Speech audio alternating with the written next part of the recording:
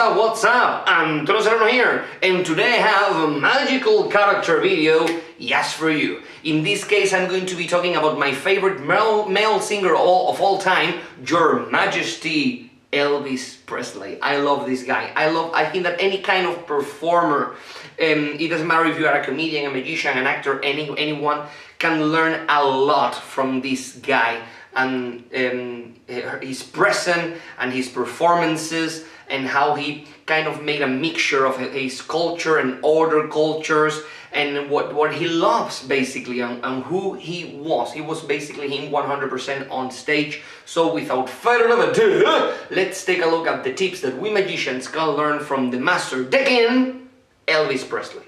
Okay, number one thing is something that I love, and we talk about this in other magical character videos. It is be more than a singer.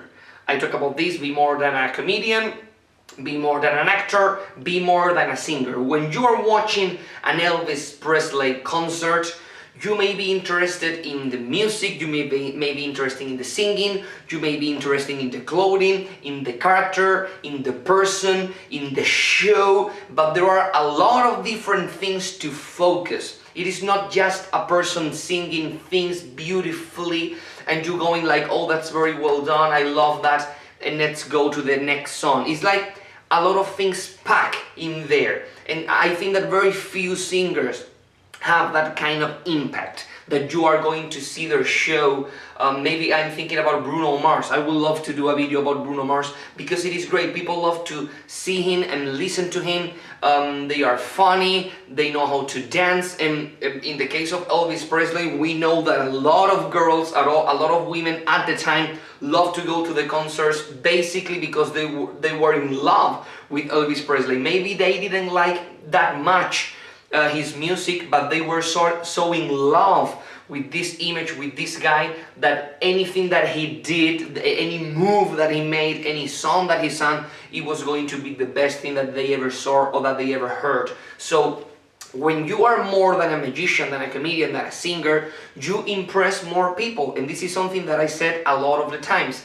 I want to do a show that is a magic show with many influences, and in my show I have magic, I have comedy, I have music, I like to dance some kinds of, like in a comedic way, dance in my show, balloon figures, a lot of different stuff, structure, scripting. So if a person is not that into magic, is not a fan of magic, I don't care, because he's going to be mesmerized, he's going to be surprised with my scripting, with my structure, and I love that. A lot of the time people go to my show and they are like, okay, the magic was great, but I was really impressed with the comedy bit. They were like 5-minute sections where you did no magic, you simply talk, and it was quite interesting, quite funny.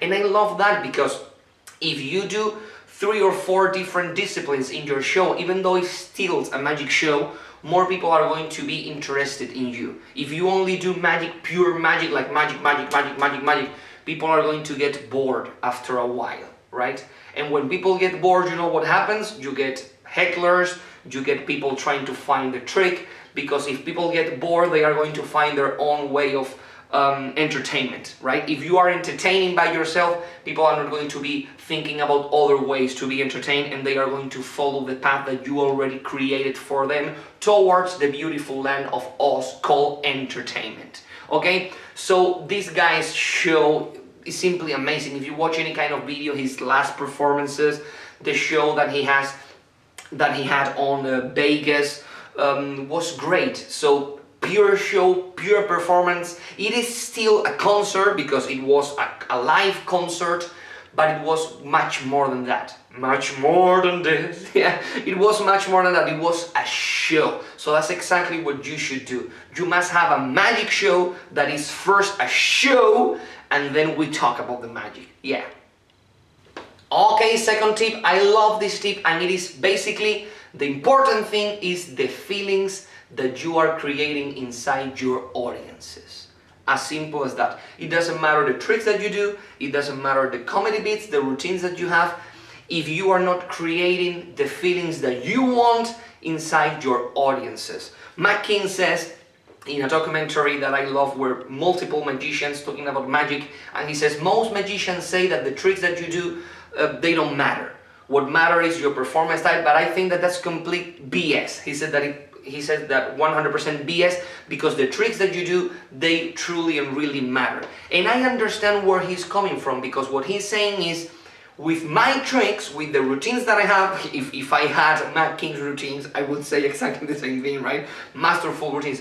But I understood what he's saying. With my routines and with the tricks that I do, I am extracting, I am creating in the audience the feelings that I want. Maybe with other tricks I can make that same thing, but I'm going to need a lot of work, because with the routines that I have right now, 100% work in, 100% study to the second, to the minute. I know exactly that the feelings that I am creating in my audience are the ones that I want, right? So this is exactly the same thing. Elvis Presley, every move, every gesture, every wink to the audience, the hand, the posture, when he changed, it reminds me a lot to Bob Sheets, where he says that magic should be led with the feet, right? Right, balancing your weight to one foot, to the other leg, right? So when he moves the microphone over and he's leaning to another side, right, and looking at the audience from this side, and then let's go to the other one, the moves that he made, it doesn't matter which song he's singing, it doesn't matter anything at all, because he's creating a feeling, he's creating an impression in the audience, and that's everything. Everything, it's about that, 100%. When you have men in the audience going like, oh my god, this guy is good, this guy, and when you have girls in the audience going like, ah, 100%, it's like, who cares? You are creating a riot, you are creating an incredible energy there in the room. And that's something that is impossible to explain, and this is great. This is something that Steve Martin talks about in his book Born Standing Up, that I love, and I also have a magical character video about Steve Martin, great comedian, I love him. And he says, I wanted a show that created a kind of energy that it was impossible to describe. The only thing that you can say is, I laughed so much. But why did you laugh? I don't know. But I laughed my ass off. You have to go there and see it. So this is exactly what Elvis Presley did with his performances. It's like, oh my god, girls' words were like, I was crazy, but what happened? I don't know what happened, but I need to go to the next show. This guy was great. Oh my god, have you seen that?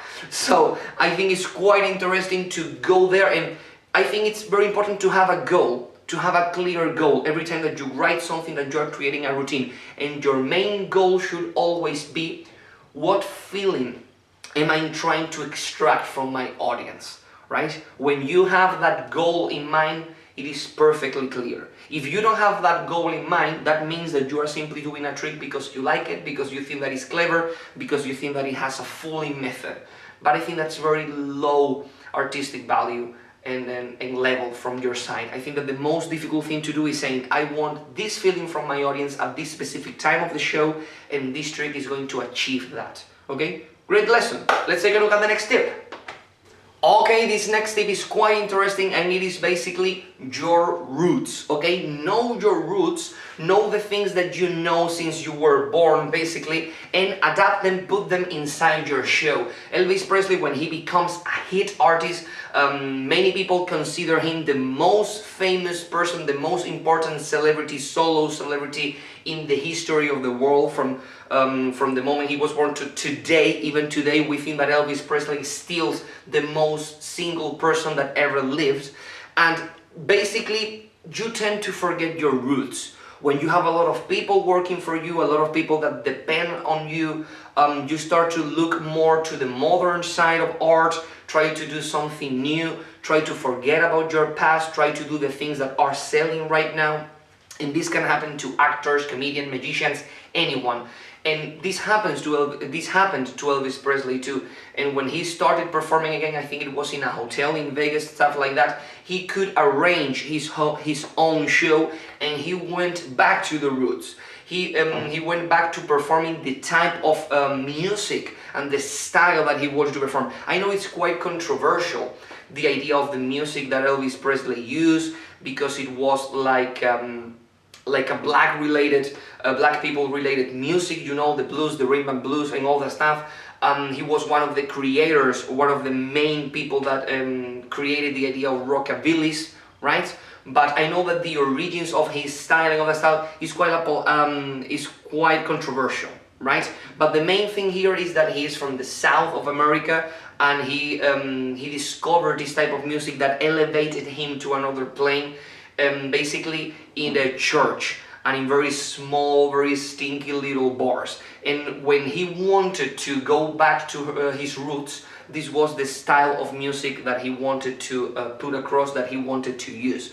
And this is something that we can apply to ourselves, and we don't need to become like great stars to forget about our roots. Many people forget their roots basically because they think that they are not worth it. It's like, oh, I know this thing since I was like 2 years old, that's not that interesting. Well, that's not that interesting to you because you have been hearing this music or hearing this style of humor or anything like that since you were 2, but other people never heard about this stuff, right? So this is basically why you should do it, because it's something that you know since the moment you were born. It's as simple as that. And also magicians, we are the kings, I think, of getting bored of things that we knew for a long time. A lot of times we buy a trick or we read a trick in a book, we learn the trick, and then we stop performing the trick because it is like, oh my god, this is so old, I know the method, it's quite simple. No, so go back to your roots, go back to the elemental things, to the basic things, because for us they are quite usual, but for people they are not. I remember how my eyes were open, and I never performed. I think that I performed a couple of times linking rings for kids show, but it's not a routine that I feel comfortable with yet. And in Paul Daniels' DVD Bravura, he said, I never wanted to perform the linking rings because I thought that people were tired of this routine, but in fact they weren't. In any of my shows, I pull out the linking rings and they were, oh my god, the linking rings again. No, we know them. We are tired of the linking rings, but not the audience. They are not tired of the linking rings. So I thought it was quite fun, quite interesting. And this is something that helped me with other routines. I routine with cards, with ropes, with silks, that we say, oh my god, this is so, yeah, this is, people know this trick, people have seen this a million times, they haven't.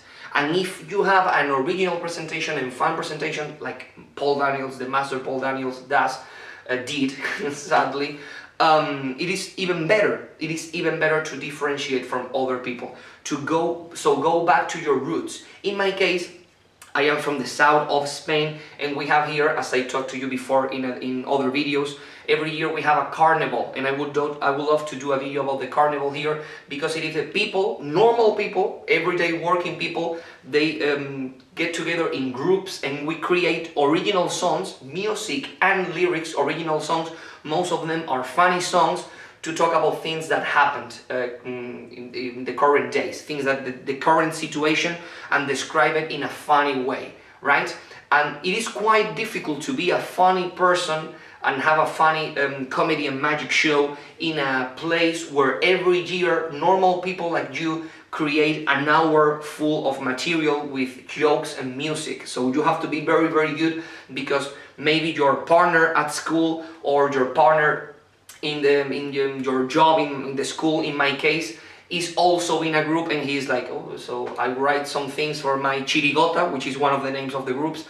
I am also very funny, so it's quite difficult to maintain that. So my style of comedy is 100% based on my roots, which is that carnival that we do annually in the south of Spain, in Cádiz. Okay, so never forget about your roots.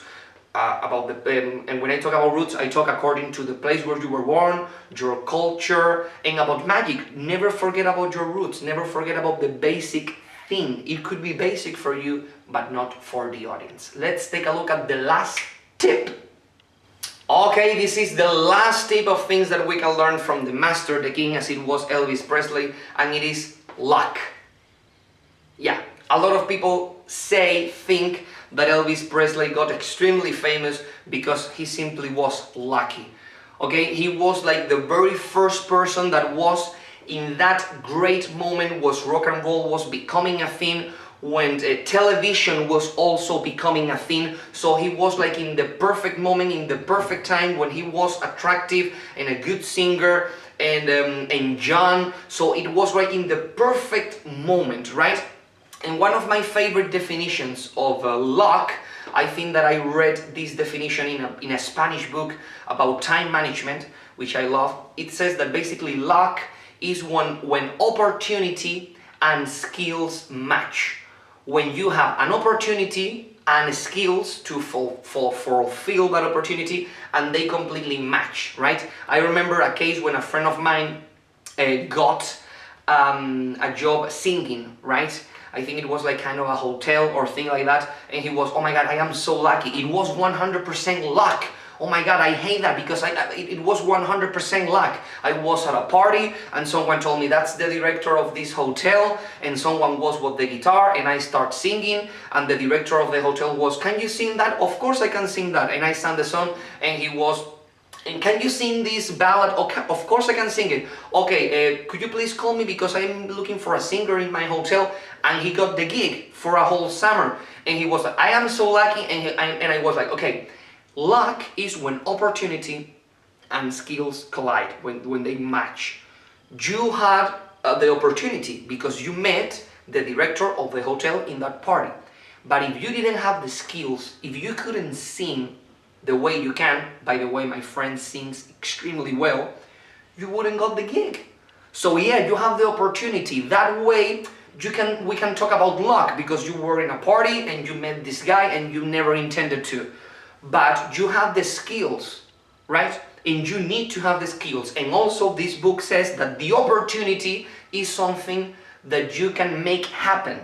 You can look for opportunities. You have to go running, chasing opportunities. So if you have the skills and you run behind the opportunities, eventually one door is going to open and you are going to go like, I've been preparing for this my whole life.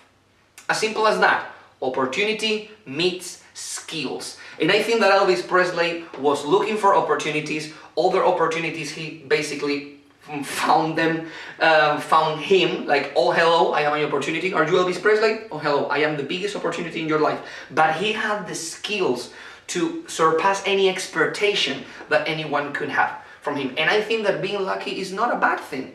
Maybe he was lucky, but if he wasn't lucky, we would have lost one of the biggest starts in the history of the world. So don't be afraid of luck because you can create your own luck 100%.